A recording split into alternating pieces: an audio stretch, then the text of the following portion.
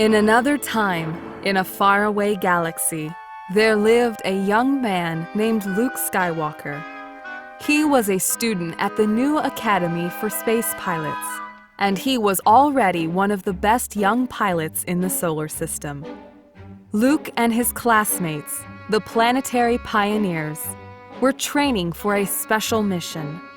They were going to fly young men and women, the smartest and strongest and most talented, to uninhabited planets. There they would help build new colonies, founded on peace, justice, and goodwill toward their fellow members of the galaxy. One morning, Luke raced toward the Academy at breakneck speed. His good friend, Princess Leia Organa, was coming to visit the Academy. Luke wanted to be there when she arrived, so he could show her some of the pioneers' exciting plans. When Luke reached the Academy, he hopped out of his land speeder. Some of his friends waved or called good morning. Hey, Luke. Good morning, Luke. Howdy, Luke. All of them smiled. They knew why Luke was in such a hurry. Princess Leia had arrived. Although she was one of the youngest members of the intergalactic government, she was well known to everyone. Luke proudly showed Princess Leia around the Academy. He told her about the work of the planetary pioneers. Some of us will be building homes, and schools, and power stations, He said. Right now, we are planning to use our powerful zirconium rays in the power stations. Instead of being used for war and destruction, zirconium will provide energy for our colonies. It sounds terrific, Luke. Said Leia. Suddenly, a screaming siren pierced the orderly hum of the Academy hallways. That siren meant emergency.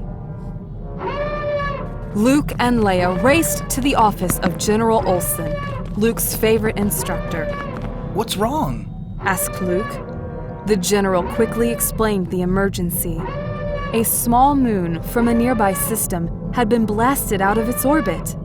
No one knew how or why.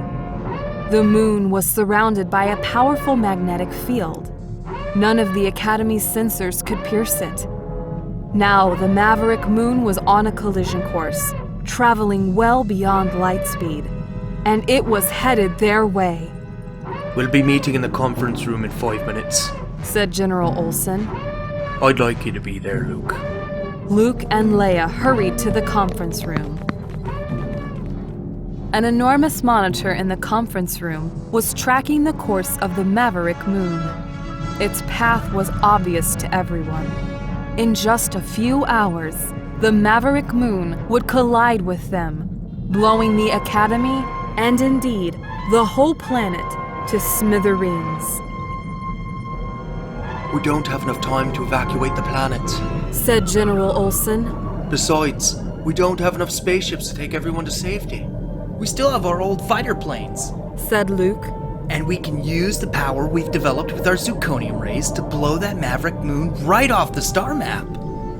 General Oleson looked thoughtful. Even if those old ships will still fly, you couldn't get close enough to blast that moon. The magnetic field is impossible to penetrate. I'd like to try it. Said Luke. It's our only hope. Said Leia. Go ahead and try it, Luke. Said General Oleson. Luke went to find his friends, See-Threepio and R2-D2. These extraordinary robots had helped him before, and he knew they were in excellent working condition. I'll get R2 ready for the flight, sir. Said 3PO. Little R2's lights blinked on and off as he beeped and whistled his eagerness to help Luke. Luke's X-Wing fighter plane was brought to the hangar. R2 was lifted into the cockpit. Several of Luke's classmates were also getting their planes ready. How did I get myself into this? Luke said to himself. Just then, he heard a familiar voice inside his head. Trust in the Force, Luke.